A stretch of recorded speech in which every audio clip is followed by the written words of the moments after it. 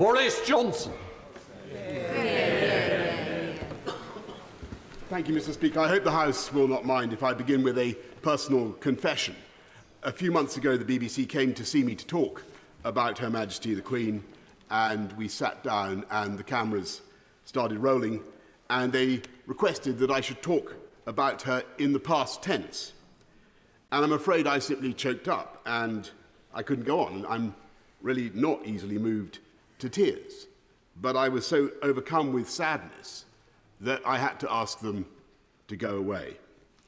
And I know that today there are countless people in this country and around the world who have experienced the same sudden access of unexpected emotion.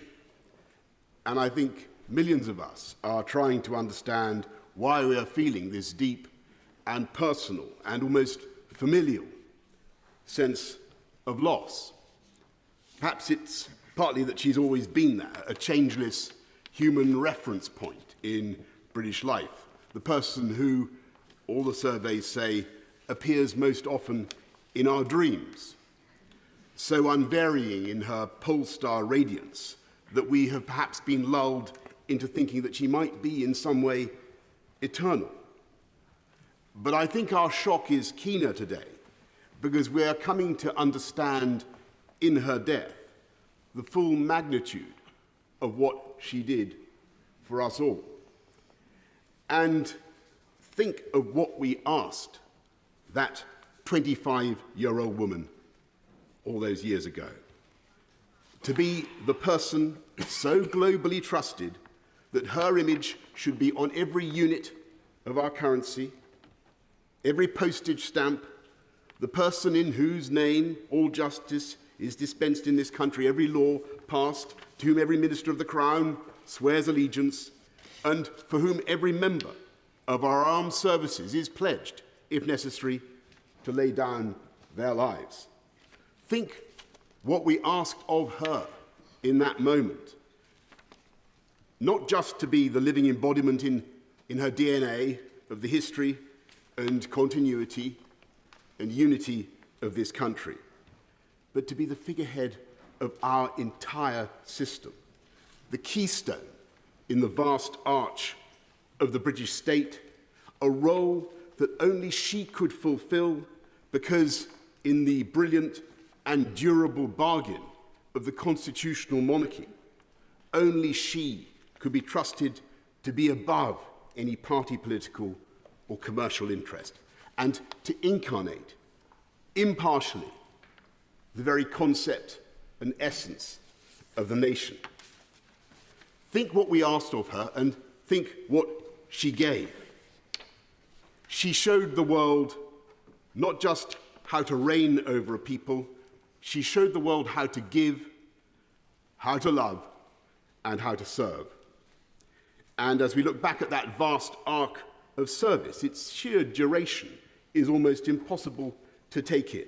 She was the last living person in British public life to have served in uniform in the Second World War.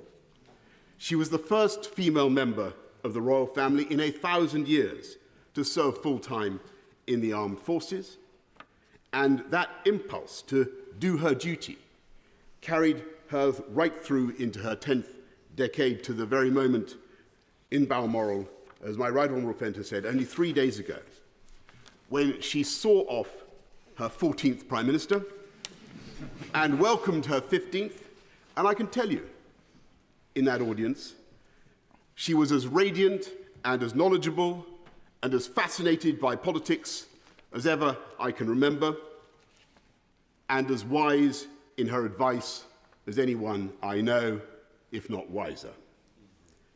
And over that extraordinary span of public service, with her naturally retentive and inquiring mind, I think, and doubtless many of the 15 would agree, that she became the greatest statesman and diplomat of all. And she knew instinctively how to cheer up the nation, how to lead a celebration. I remember her innocent joy more than 10 years ago after the opening ceremony of the London Olympics, when I told her that the leader of a friendly Middle Eastern country seemed actually to believe that she had jumped out of a helicopter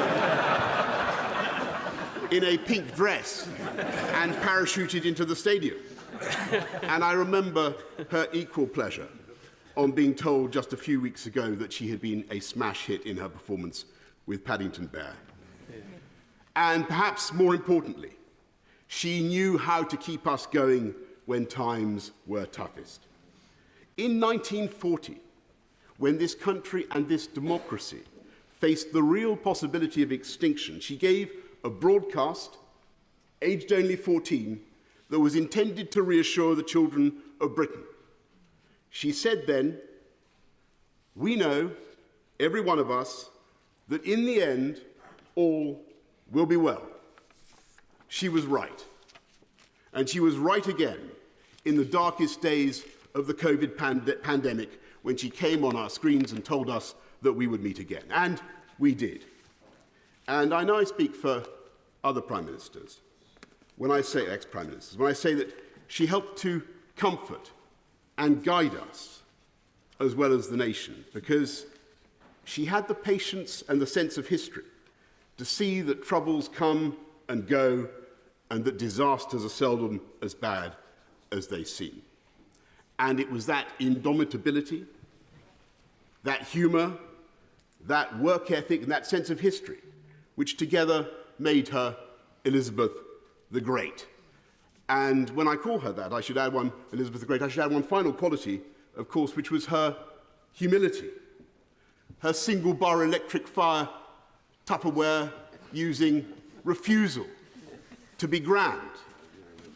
And unlike us politicians, with our outriders and our armour-plated convoys, I can tell you, as a direct eyewitness, that she drove herself in her own car with no detectives and no bodyguard, bouncing at alarming speed over the Scottish landscape to the total amazement of the ramblers and the tourists we encountered. And it is that indomitable spirit with which she created the modern constitutional monarchy. An institution so strong and so happy and so well understood, not just in this country, but in the Commonwealth and around the world, that the succession has already seamlessly taken place. And I believe she would regard it as her own highest achievement, that her son, Charles III, will clearly and amply follow her own extraordinary standards of duty and service. Yeah.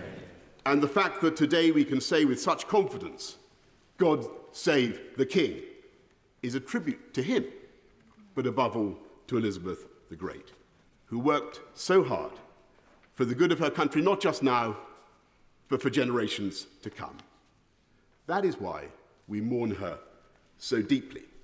And it is in the depths of our grief that we understand why we loved her so much. Yeah.